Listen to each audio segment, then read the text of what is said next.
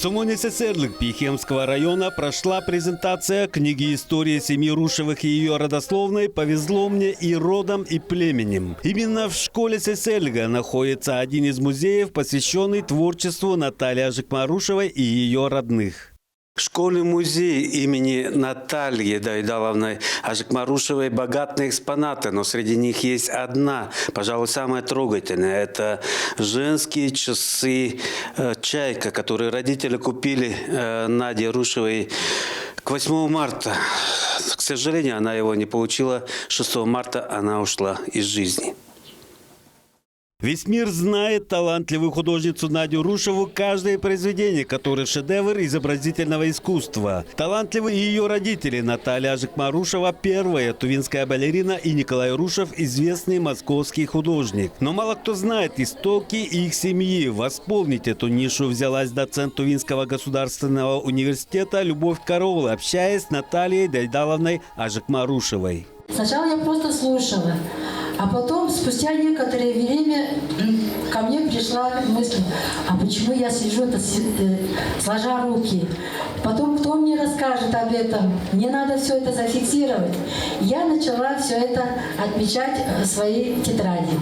Более 2 десятилетий понадобилось, чтобы обобщить, структурировать весь собранный материал. Понадобилось время на дополнение и корректировку рукописи. Некоторые главы публиковались в газете «Центр Азии». Повесть, рассказанная Натальей Ажикмарушевой Любови Салчаковне, вызвали интерес как в ученом мире, так и у жителей региона. В главе «Юрты моего детства» она рассказывает о 23 родах, представителях родов Салчак, Оюн, Мады, и даже есть представитель рода Соен, которые вот в то время были их переселенцами из Эрзинского Кожуна.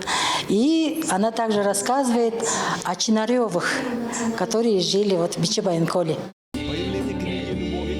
Стало возможным благодаря гранту Российского научного фонда по комплексному этногенетическому лингвоантропологическому исследованию родовых групп Тувы. Мы провели исследование в 2022 году, и самое первое у нас вот уже конечный результат, итог – это появление монографии Любовь Салчаковны Караул «Повезло мне и родом, и племенем», где акцентируется внимание роду Салчак. То есть здесь дана биография, история жизни Ажикмарушевой.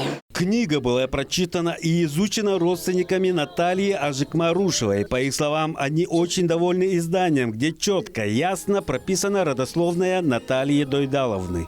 Любовь Салчаковне удалось собрать такой большой, замечательный материал о родственниках Натальи Дайдаловны. Прописаны биографии, имена и даже места, где они жили. Это очень дорогого стоит, и мы благодарны Любовь Салчаковне.